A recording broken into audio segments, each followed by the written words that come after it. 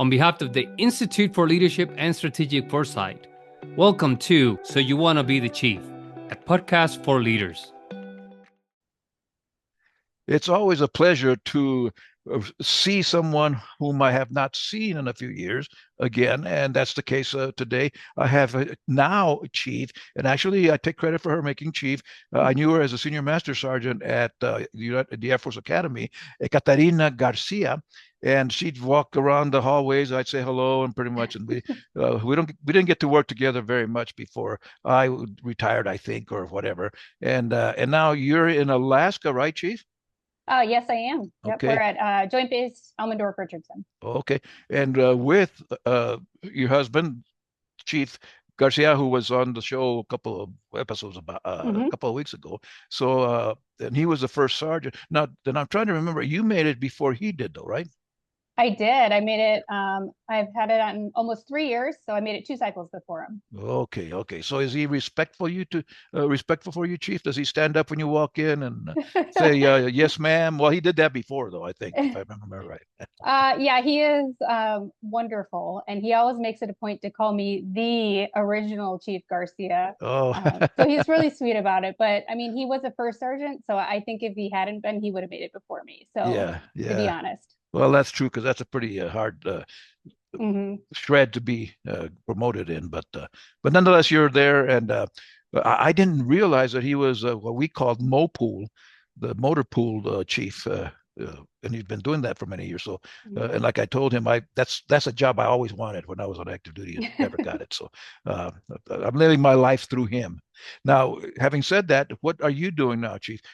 Like I said, you were in character development, which was a special duty. But what is your background and what are you doing now? So I'm a 1N4 by trade, which is intelligence. And so now I'm a 1N000, which is an intelligence chief. So currently I am the senior enlisted leader for the 301st Intelligence Squadron, and I'm about to serve as the group chief as our current group chief goes and on to bigger and better things. So working really with all of the airmen at NSA Alaska here at JBER. Okay, all right. And y'all have been there 3 years, 2 years? So we've been here for 10 months, almost a year. Oh, really? Okay, Before that, okay. we were at Shaw Air Force Base, where I had served as my first senior enlisted duty job in the 51st Intelligence Squadron at Shaw Air Force Base. Yeah. Yeah. And back at the Air Force Academy, you were in the Center for Character and Leadership Development with me, and I remember you taught some of those classes and did some other stuff. So you have a little bit more background in character development than most chiefs. I would say that was the most amazing development opportunity for me to be able to be the SEL for the Center for Character and Leadership Development. I didn't know it at the time, but I grew exponentially, like just from being there and being around those experts and people like you, and talking about character development. So I would say, yes, I'm very lucky for that opportunity, and it's really paid dividends for me now. Yeah. Well, and I told you the first time I met you, you hang with the chief and you'll get promoted. Yeah. And now we have proof. So yeah, you can validate that. So what do you think? And I hope that you'll be on. I know you will be honest with me because you're a chief and I know you. Are chiefs in general character folks? Are they, do they share and do they model good character based on what we used to teach at the academy? I mean, there's all kinds of models for whatever character might be, but because we have that common experience there at the academy, and we taught all of those future lieutenants to become quote characters. Well, they were characters, all of them were. But do you think the chiefs as a whole model a good character anymore? I think in my day we were perfect, Chief. We were perfect. I could guarantee. Well, okay, maybe not. We character was different then. I came in 1972. I doubt that you were even born yet.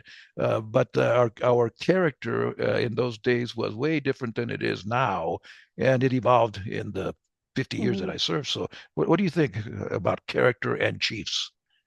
So I obviously can't compare to your experience, right, back in your time. But what I would say is I have found that my brother and sister chiefs have really displayed the qualities of character that I admire. Now, you always have your one-offs, right? People that need to go. And I think the Air Force is looking at ways and mechanisms to get those chiefs out, right? Because really there wasn't mechanisms before. What I would say is I don't know that they have the academic language that like I've gotten to be able to apply to these concepts. But I think they model great character. They're there when I need them.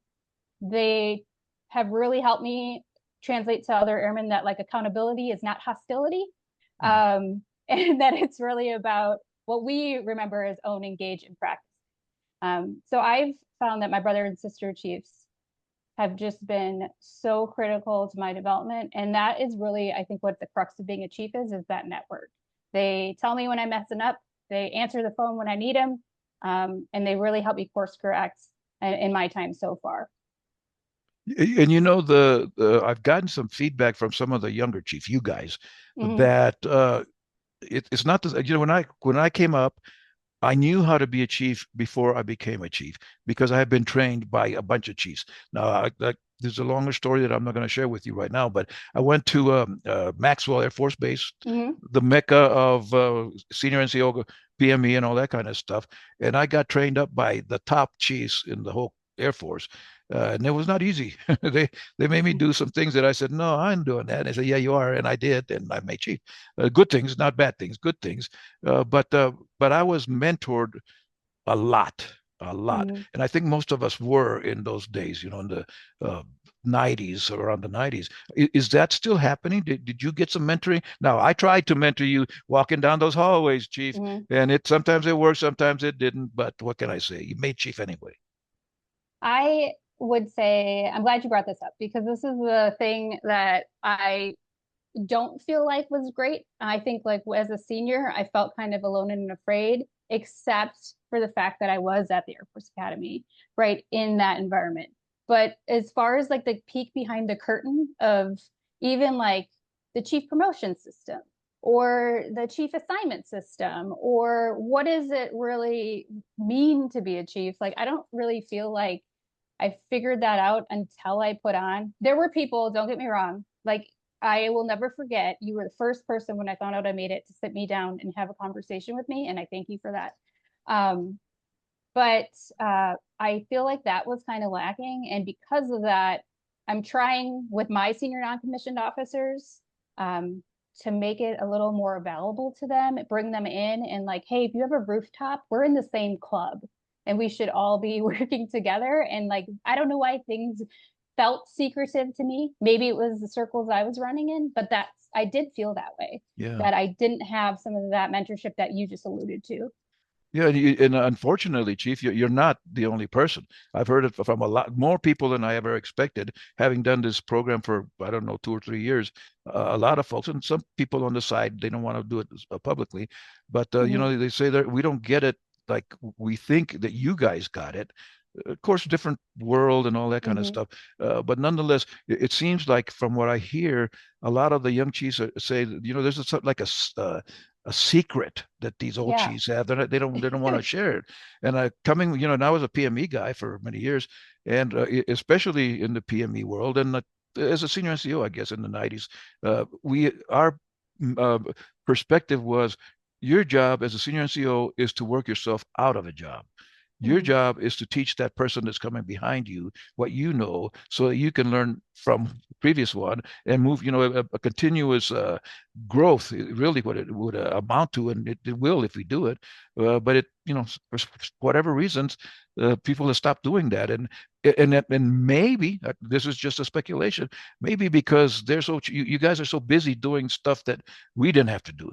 You know, but in the 70s in particular, we hid people. We had so many people, you know, we could be supervisors. And now I'm not sure that we have enough people for you guys to do that, you know, to do the leading part, because and although you're not supposed to be a technician and all that stuff, but I see a lot of chiefs that are technicians because that's what it takes. I don't have one to do it. I don't have a master sergeant, so I got to do it, which is you know, that's a systemic thing. But in the meantime, you know, I always commend, especially new chiefs, take those people under your wing, and not a lot. Because when I say that, they start thinking 150, 300 people. No, no, no, no, no. And for my culture, I'm Yaqui, and the number four is a sacred number. So I always tell people, find four people that you can lead. Really, no kidding, lead four, no more, four. Who can lead four? Who can lead four? You're growing exponentially. You mentioned that word exponential. You grow exponentially without having to be around 150 people. Does that make some sense? Yeah, it makes complete sense. I think it's something that I didn't learn right away as a chief, but someone told me. They said, only do what a chief has to do, right? Only do what a chief can do. Because at first I was running around trying to probably combat some imposter syndrome, right? Like trying to be, hey, this chief looks like this, I should be more like that. And then I realized, like, no, like you're you. And that I should only focus on the things that only I can do.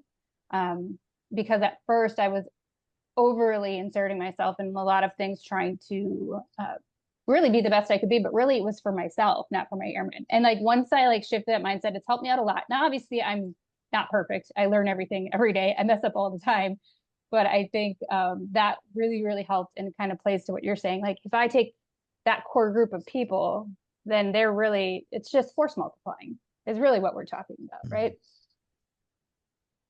And that I think what we gain out of that is trust. That relationship building creates trust, and not necessarily in again the technical stuff. You know, I don't know coming up as a chief, I didn't know what most chiefs knew about the technical stuff. I just knew that they were chiefs, and I knew that I could count on them to lead and be there and mentor me and all that kind of stuff. So interesting you use the term imposter syndrome, chief, because I don't like that. I don't mainly because I don't understand it. That's probably I'm just ignorant about it. But I've seen some groups of chiefs.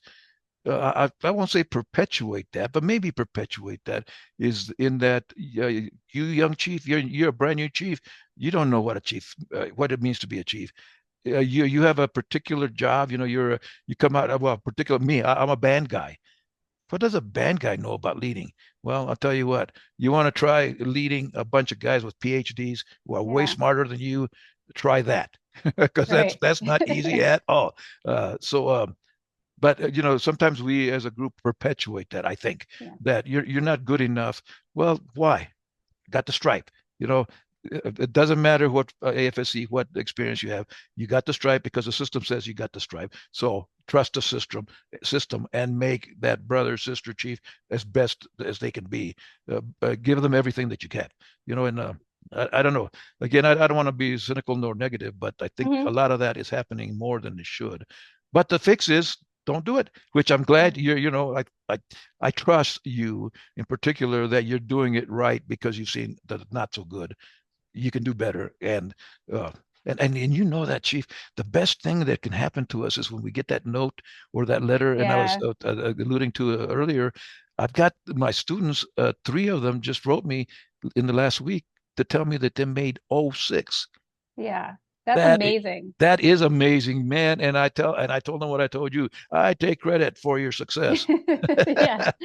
If you hang with the chief, you're going to get promoted. That's just the truth. So all of a sudden, I'm going to have a lot of friends probably. But but that's the way it is. You help everybody to be their best, and you get all kinds of stuff. Now, by the time you make chief, I guess you can try to strive for as a command chief or whatever. I'm not a fan of that, but nonetheless, you're doing your job, and you're even kind of getting. There's a term. It's coming to a promotion to the next level, not another stripe because there isn't one, but getting to the next level, more responsibility, so that you can do more and more, help others more. Help more others more. I don't know, something like that. I went to school in New Mexico, so I can talk that way. Yeah, that's fine. Yeah, I think back to the imposter syndrome thing, I would just say for me, it was really because I had watched all these chiefs that I have admired my whole career, right? It was, oh, they're a chief. That just that meant a lot to me. And so when I first put on, I was like, I looked at the stripes in my closet and I was like, is this real? And so that was just my personal thing, getting over it. So because in a way, you idolize those chiefs. I remember when I was a baby airman, I needed some help when I hit the chief drove with me to the MPF, right, to help me with my problem. And I was like, I never forgot that. I never forgot that. And that's Yeah, how I want those little things, like you said, like exactly. that's what I want to do for other people. Because I needed that chief because I had hit a wall and he got in the car with me, took me over to the MPF and got it done. And it was probably really small for him. But for me, that made me think, wow, that is a lot of influence, Yes. right? Yeah. Mother Teresa said that we can do no great things, only small things with great love. Oh, And I think that's the bottom line, and maybe probably the top line, that when regardless of who we are, our status, and how much money we got, and all that kind of stuff, when we can take care of people just because, yeah. and you're right. I remember instances like that. We all remember those instances. We don't remember the peace. Uh, I worked for some generals that I do remember for various reasons, but I worked for a lot of colonels, and I don't know who they are anymore, or where they are, what happened, and I'm not. But it's not that I don't care. It's just that I'm not that interested compared to the ones that did take care of me. And you're right; they were little things, not huge things. They were just little things. So Yeah. maybe we should practice that more. What do you think if you had a okay? So you have an audience of 500,000 people. Okay, maybe Hmm. not. You're talking to me at least, okay? So, Yeah. what's the best thing a chief can do, in particular, a new chief? The best thing I think that a new chief can do is understand that people just want to be seen, valued, and heard. And that doesn't mean that everybody gets their way, but it just means that if we see people as people with goals and values and aspirations like ourselves, we can meet them where they're at. I mean, ultimately, if you're not taking care of people, why are you a chief? Mm. And so I think I would say, as new chiefs, if you can just come into it with a growth mindset, you're going to mess things up, but like really work on those connections with human beings that are doing the mission, right? That is the most important thing, is that you just want to be seen, valued, and heard, and that we can make them feel seen, valued, and heard. Yeah. And what is that? There's a term that uh, authentic, I guess, right? Mm-hmm. Authenticity, that we can be vulnerable. That's another word that everybody uses anymore. That we're people. It's amazing. Like you said, I went through the same thing when I was a baby airman, probably NCO or so, idolizing some of the chiefs at Keystone Air Force Base. I remember they had a chiefs lounge in the club, Mm-hmm. and you had to go past it to get to inside the club and all that. And I'd always peek in, and for some reason it was all red. I don't know why. Maybe it was a brothel. I don't know. but but anyway, I peek in to see what are those guys doing. What are the Yeah. Chiefs doing? And it wasn't so fantastic once I became one. But we did. We kind of idolized them, and but the ones that did, like you just alluded to, that had an impact on us were just people.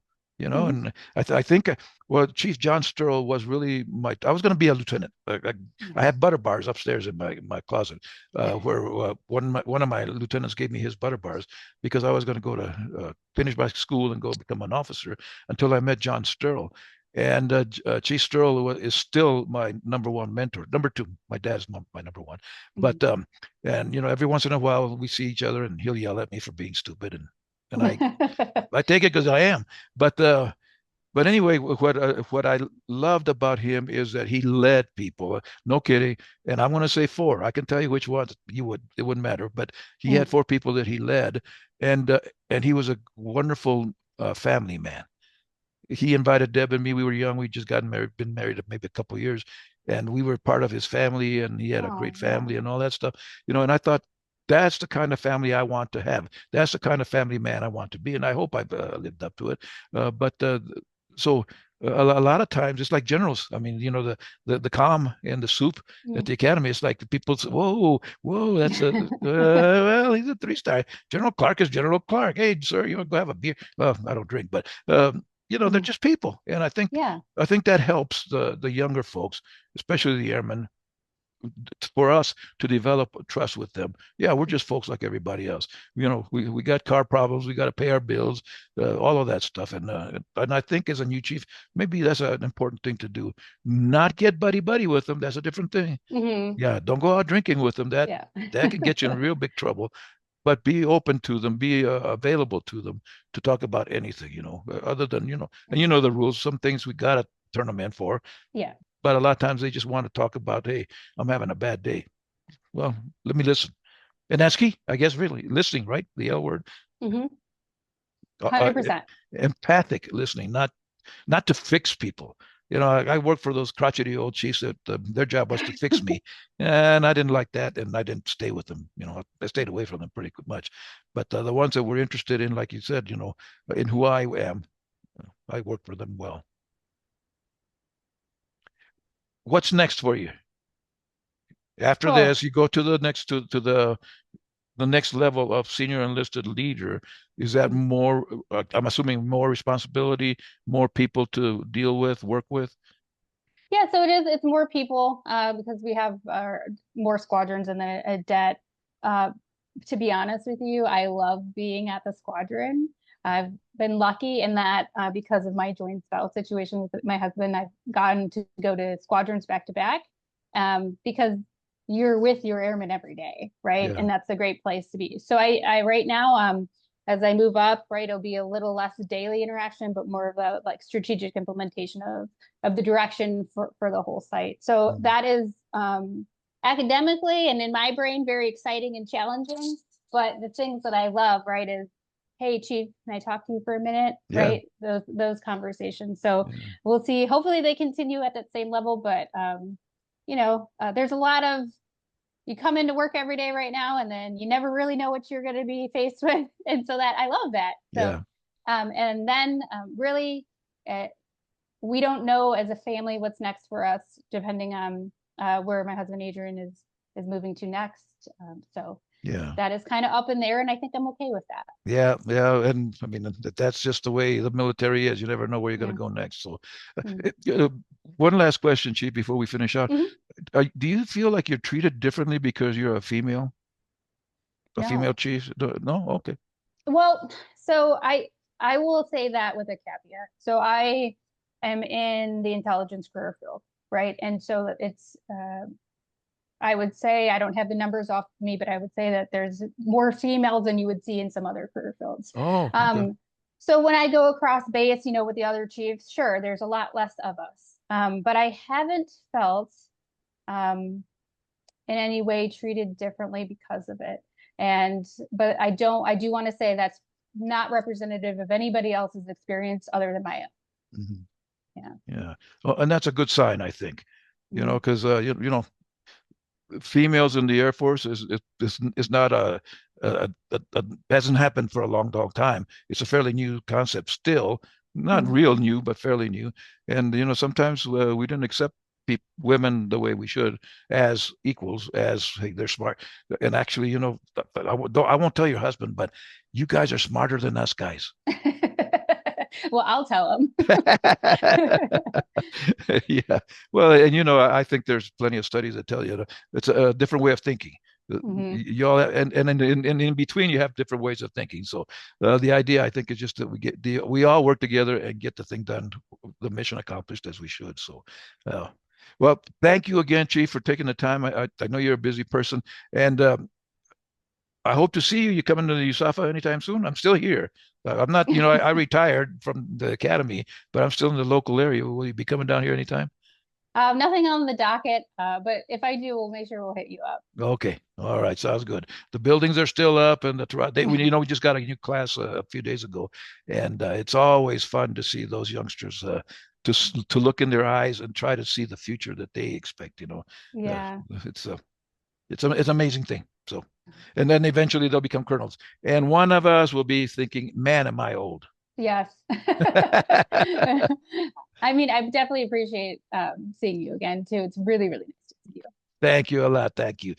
Take care of yourself. Don't work too hard, and go tell the other chief to get its butt out of whatever he's watching and get to work. Yes, sir. Have a good one. Thank you. Bye-bye.